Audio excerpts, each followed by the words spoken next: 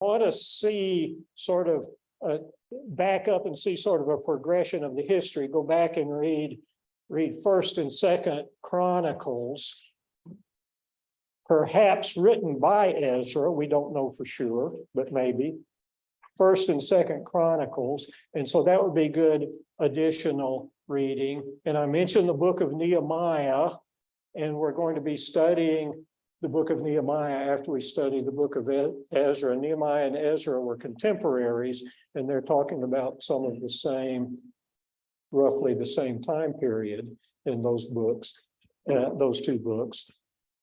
And I forgot to mention two that are particularly helpful in the prophets.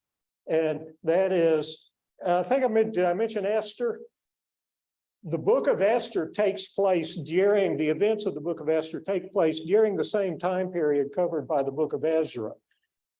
Ezra is focusing on the Jews that have returned, in Jerusalem, in Judea and in Jerusalem. And that's sort of the location setting of most of the book of Ezra. The book of Esther is not about, it's not set in Jerusalem, it's set over in the capital of the Persian Empire, and it's about some events that take place over there, but within the same time period covered by the book of Ezra. So it might be a good time as you're studying Ezra to also go read the book of Esther. And the book of Esther is not terribly long, and you can read it in a fairly brief reading. What I forgot to mention is two of the books of prophecy that are particularly relevant to the book of Ezra, and we'll take a look at them. And those are the books of Haggai and Zechariah. And those are particularly relevant because those are prophets that were contemporary with Ezra. In fact, both of those prophets are mentioned by name in the book of Ezra. And so looking at Haggai and Zechariah can be particularly helpful in understanding the book of Ezra. Haggai particularly is quite short. I think, and I forget how long it is by pages here as it's printed in my Bible. I think it's only like a couple of pages. Yeah, it's 2 chapters, and it's near the end of your Old Testament. Yeah. Oh, it's not even 2 pages as it's printed in my Bible. There's the book of Haggai. You can see that it's on these. It's like about a page and a half or so.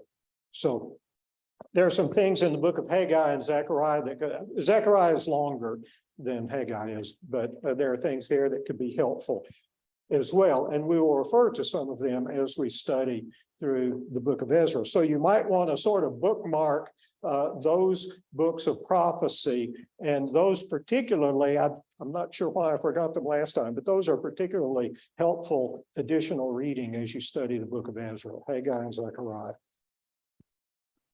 Okay. So anyway, the book of Ezra, we can sort of divide it into, I think, into 2 main sections. I find sometimes the books of history, the historical narratives, can sometimes be a little confusing to me because the scripture does not always address the historical events in a way that is consistent with sort of Western thought of history. We tend to think in a very chronologically linear kind of way in Western thought. We think of the first chapter, the events in the first chapter must come before the events of the second chapter. And the events of the second chapter must come before the events of the third chapter. And so as you're studying in the books of history, recognize it's not necessarily like that in all of the scriptures. And it will tend to be maybe more thematically organized sometimes than it is chronologically organized. I'm not sure at what point this really dawned on me, but I think of the book of Genesis, and I think we see narratives of Abraham, and then Abraham had the son Isaac, and Abraham dies, and we see narrative concerning the life of Isaac. And then Isaac has his sons, Jacob and Esau, they're twins, and then Isaac dies, and then we read about Jacob particularly. And it's like, I kind of imagine that it's all like Abraham was born, lived, and died, and then comes Isaac, and then Isaac is born and lives and dies, and then comes Jacob. But if you notice the numbers of the ages of the people that are given, that Jacob and Esau were 15 years old approximately at the time Abraham died. Jacob and Esau would have been personally acquainted with Abraham and would have known him. He was their grandpa, and they would have known him in their child up to their mid-teens. They would have known Abraham. I say that to say that sometimes I can find the narratives a little bit confusing because they're not always necessarily perfectly chronological the way we tend to think in 21st century Western thought. Sometimes there will be big chunks of time periods where we, like right in the middle of the narrative, where it tells us nothing about what's going on. And we would tend to want to have that filled in. And, you know, it's like somebody dies, and then next thing you know, we've got a narrative about somebody else, and you know, it's 100 years later. And what happened in that 100 years, and who was doing what, and all of that, and maybe it doesn't tell us. And, you know, it's like a favorite indoor sport among people that study the Bible sometimes, to try to figure out what goes in those gaps in the narrative. And I suppose if it was important for us to know about it, God would have told us. And so God tells us what he knows in his wisdom that we need to know. And he doesn't always satisfy our curiosity. Okay, so all of that is to say this: the book of Ezra has some gap in it that doesn't tell us a lot about what's going on. In chapter 1, we began reading in chapter 1 last time. In chapter 1, it says, now in the first year of Cyrus, king of Persia, in order to fulfill the word of the Lord by the mouth of Jeremiah, the Lord stirred up the spirit of Cyrus, king of Persia, so that he sent a proclamation throughout all his kingdom and also put it in writing, saying, and then he gives the proclamation. Okay, so, and I'm reading from the New American Standard. And the next thing you know, he starts talking about Darius. And it doesn't tell us anything about the death of Cyrus and what happened to him and how did that happen. And it doesn't tell us anything about the coming of Darius and Darius taking the throne and so on. And he doesn't tell us about the king that was probably in between Cyrus and Darius for a brief time, known to secular history as Cambyses II. And none of that's there. So there's sort of some gap here. Another thing that can be a little bit confusing sometimes is multiple people with the same names. It's like, have you read about Abimelech in the Old Testament in some of the earlier books of history? You know about Abimelech, you know that name? Did you know there's probably about 4 different individuals known as Abimelech? And Abraham, there's a guy named Abimelech in the time of Abraham, and there's a guy named Abimelech in the time of the judges.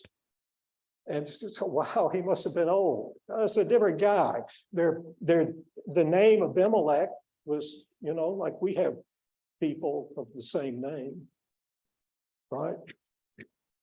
I have a friend named John Adams. Some of you know John Adams, a member of the church over in Winchester. I've heard that. He was never president of the United States, as far as I know. There are people. What? Yeah, we've got, I can talk about President Bush and you want to go, wait a minute, which one are you talking about? Right. So sometimes we have some confusion because there may be people of the same name, different people. And we will encounter some of that in the book of Ezra. Xerxes, Artaxerxes, Ahasuerus, the naming can be a problem sometimes to know just exactly who we're talking about. And so we will have to confront that and deal with that. Now, what about Ezra himself? Ezra himself does not appear in the book of Ezra until chapter 7. Okay. So Ezra is not writing here just about contemporary events, events that were contemporary with his lifetime. He's writing about some things that came before him. And so when we're reading about in chapter 1 about the proclamation of Cyrus, Ezra is not involved in that. Okay. This is the period, Dempsey used that term, post-exilic. This is the period they've been in exile in Babylon. They are returning from Babylon, from that part of the world. Babylon itself has been conquered. They're returning, now controlled by Persia, and they're returning. Jews are returning and back from the exile. That's the post-exilic. They were returning back from the exile and returning back to Jerusalem and back to Judea, and they're going to rebuild the temple, and that's going to be described here in the book of Ezra, and they're going back to their ancestral homeland here, okay? And so that is beginning with Cyrus. But I appreciate you pointing out the two phases of the book, first 6 chapters, and then Ezra's appearance. Because he really comes at a time, once again, of spiritual decline. Yes. It's been several decades. Between chapter 6 and chapter 7, it doesn't take long, a generation, and they fall into spiritual decline once again. He's there to revive them and to lead them to repentance. And so much of his message is showing a reformation of people after the temple was been so.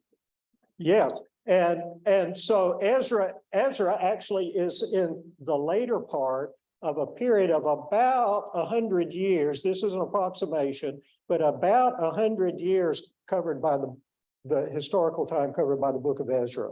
And Ezra actually is more toward the latter part of that. Okay, and so the return from exile actually took place in like 3 different waves of returning. And there was the first wave that went back and they finally got the temple completed. And then Ezra is along about the second wave. And then Nehemiah is just close on the heels of the second wave and the third wave of return. Okay, so here starting in chapter 1 and through the first 6 chapters is actually talking about events in that first wave of return that began happening at the time of Cyrus by Cyrus's proclamation that he's going to allow the people that have been taken captive to return to their homeland, to rebuild their temples, to reestablish their worship to their own gods, as he would have understood gods in the pagan polytheistic way. And so that's earlier. And then Ezra, as Dempsey mentioned, there's a fairly lengthy period, say fairly lengthy on the order of a few decades, period of where we're not told much about it, but what we know is they go back to Jerusalem, they reestablish the worship, the temple worship, and then they decline again. Okay, and so you see here in the book of Ezra, you see sort of a micro view of what you see throughout the Old Testament. And you see God's people starting as people of faith and then being drawn away from that faith by the temptations of the world that they let bear on their own hearts and fall away from God, and then reestablishment, a reform and a kind of reformation and a reestablishment of faith in God later. And so we see that here, a sort of microcosm of that taking place in the book of Ezra. We see in the book of Ezra, we see another theme that is throughout the Old Testament that happens over and over again. And that is the concept of the remnant of God's people. Look at this, probably first occurs maybe with Noah. What was it like? What were the social and cultural and spiritual conditions of the world like just before Noah? Why did God bring the flood in the first place? The thought of man's heart was, I'm quoting, I'm paraphrasing maybe, the thought of man's heart was only evil continually. They had come to be a civilization, the pre-flood civilization, a civilization of godlessness and violence and evil. And there was one man that God preserved and his family and destroyed all the others. And Noah was the remnant that was left of God's people. And from Noah, faith in God is reestablished. And then this happens over and over again, the notion of the remnant. Can you think of some other examples of the remnant concept in the Old Testament? Eddie? The exile itself was a remnant of people that survived the Babylonian siege and conquered Jerusalem and were taken into exile. Okay, yes, we see it here as the remnant. What had happened to the northern 10 tribes? They were Israelites too, and they had been conquered by Assyria, and they had been scattered and dispersed and pretty much lost to history. That kingdom, that northern kingdom, didn't really exist anymore after that. Okay, and then what happened to Judah, the southern kingdom? And then, sometime later, I started to put a number to it. It was some decades later, a bit more than 100 years later. Same thing happened to Judah, and except that some of them were preserved, weren't they? They went into exile, and now we see they're beginning to return. There was a remnant of God's people left.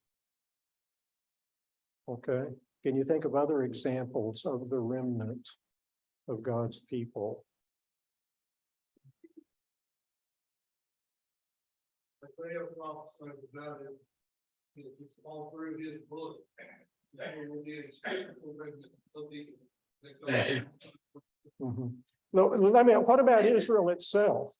What was the state of the world at the time of Abraham and Isaac and Jacob? And, Noah was a man of God. I feel sure Noah tried to teach his sons about the true and living God. How long did belief in the true and living God last as the generations arose? But you get to the time of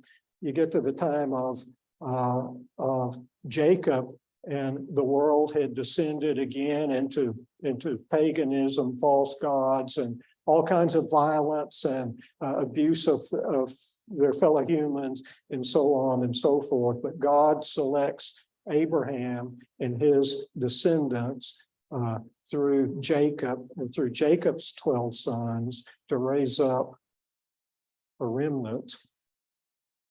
Israel itself was a kind of remnant of God's people. This happens over and over again. What about in the New Testament? Do you see the remnant concept there?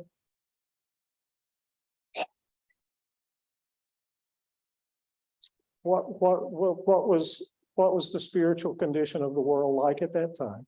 We see here in Ezra, the people go back, the Jews go back, and temple worship is reestablished and all of that. But, among the Jews, they had, from that point forward, they had largely gotten past the paganism. And they didn't have the problem of worshiping the false gods like they had for so many centuries up to the time of Jesus. And we still see a temple, and we still see Jews worshiping in the temple. But what was their spiritual state at that time? Was it good? It wasn't good, because they were rejecting, although they were worshiping in the temple and offering sacrifices, and they had a priesthood and all of that, they were largely rejecting God, and they were following their own ideas rather than God's law. And they were the leaders were like the old saying, power corrupts, and absolute power corrupts absolutely. And the power of the leaders among the people had corrupted them, and they were largely serving they're serving themselves instead of serving God. And Jesus comes and he raises up a remnant. Occasionally and that's the way it's been throughout history. And read throughout the Old Testament and the New, and you see there has always been a remnant of God's people to carry forth his word into the future. What about our generation? What about us? What about the 21st century world? I don't know if I've heard this lately, but I will occasionally read about someone who is saying, well, Christianity is on the decline, and it's gonna be ultimately it's just going to completely die out, and it'll be replaced by something else, and because that's what has happened to so many other religions and cultures throughout history, and that's going to happen to Christianity as well. And I'll hear people say that's occasionally, I haven't heard this lately, I'll hear people say not only that it's going to die out, but an individual may say, I'm going to destroy it, maybe some national leader of some sort. Let me ask you this, is that going to happen? Really, Isaiah prophesied Eddie's mention of Isaiah, that's chapter 10 to 20, and he said it over and over, only a remnant. Mm-hmm. But really, it ends up being a remnant. Because many begin that race. Yeah. But only those who finish the race of faith, persevere all the way to the end. That's the true remnant. Mm-hmm. Those who through faith run the race through all trial, aliens, strangers, part of that heavenly kingdom. Keep that focus. It's the remnant of the remnant that actually will happen. Yes. And I think one thing for us to learn from the book of Ezra, sometimes I read these historical narratives and then I scratch my head and say, well, what is that supposed to teach me about being a faithful child of God in my day?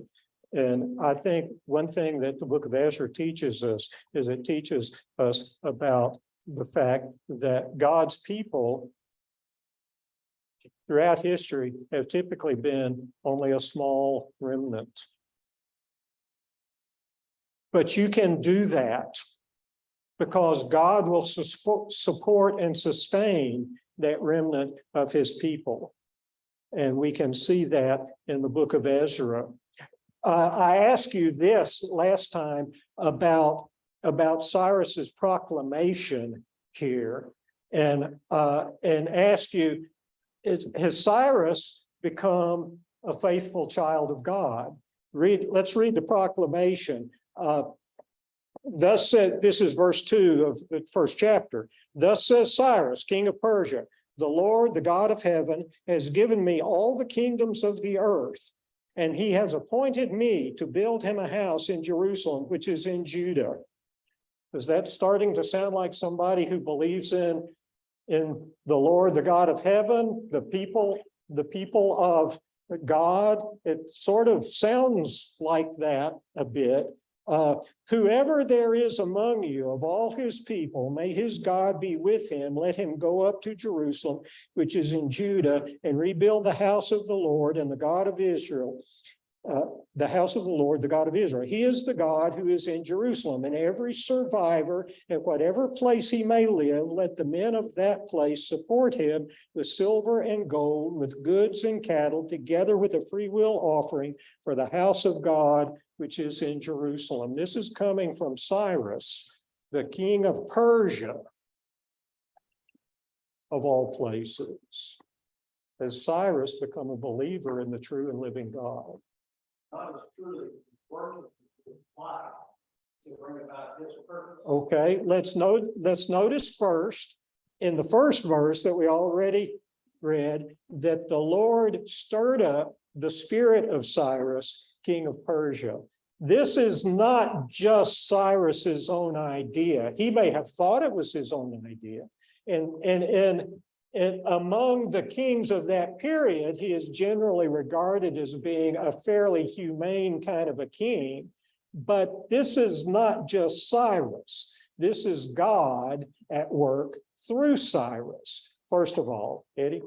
And we also know from the book of Daniel that Daniel was still alive and advised the kings of Persia up through the reign of Cyrus. Daniel chapter 10 mentions something that occurs in the third year. Okay. Of Cyrus. And so we know that Daniel had some sort of influence on this thing. Okay, so Cyrus is hearing about the true and living God. I did notice this about his proclamation. He says, verse 3, whoever there is among you of all his people, may his God be with him. Let him go up to Jerusalem. He's talking about, he's talking about God here as this is your God, and you can go with to your place, to your God, to build a temple to your God, to worship as you use your God. He still seems to be, to me, to be somewhat distant from God. He would have viewed likely Jehovah or Yahweh, if you prefer. He would have viewed God, who we know and understand to be the true and living God of Abraham, Isaac, and Jacob, the creator that we read last time in Genesis chapter 1:1. In the beginning, God created the heavens and the earth. That God, the real one that actually exists, Cyrus would have probably understood him to be just one of many gods in the world. And that, you know, there's these people have their God, and those people have over here in this other place have their God. And if you move up into the mountains, there's the God that's up in the mountains. And if you go there, you probably should be worshiping that God. And there are many gods. And I'll tell you one thing about Cyrus that is different from many of the kings, is Cyrus seems to be perhaps a consummate politician. And Cyrus probably understands the point that maybe Rehoboam, Solomon's son, didn't understand. Rehoboam was not a politician, because when the people came to Rehoboam and said, we need some relief from the heavy taxes that your father Solomon taxed us with, Rehoboam took the wrong advice. And Rehoboam says, you want relief from taxes, buddy? You're getting exactly the opposite. Rehoboam seemed to not understand that even though he was kind of an absolute ruler king, the people always have the option of rebelling, which they did. And then the kingdom was divided and so on. Cyrus perhaps understands that rebellion of the people is always an option. And he is a little more accommodating here. I don't know that much about, I'm trying to read between the lines of what Cyrus was thinking, but he accommodates the people. He recognizes that there are different cultures that worship different gods, and allowing them to maintain their culture and maintain their worship of their gods, which would be a big part of their culture. He seems to be sensitive to that. There is in existence, discovered back in the late 1800s, a cylinder. I'm not sure how big it is. It's something like this, dug up somewhere in over there in the east. It's called the Cyrus's cylinder, and it's got cuneiform writing on it, and it's from the time of Cyrus. And on that cylinder, written in the time of Cyrus, is some description of Cyrus doing this very thing that we read about here. It doesn't mention the Jews, it doesn't mention Jerusalem, but it mentions other nations that they had conquered and how Cyrus allowed them to return to their homes and return to their temple, rebuild their own temples and reestablish their own worship. This was apparently secular history, and archaeology shows us this, that Cyrus was not just doing this with the Jews, but this was something he was doing more broadly with other nations that they had conquered.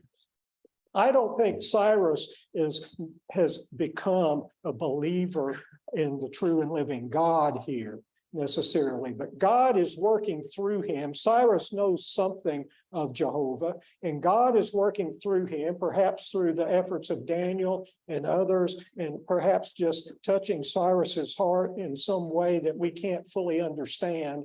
But Cyrus is fulfilling the will of God in what he is doing, whether Cyrus really fully understands God and worships him or not.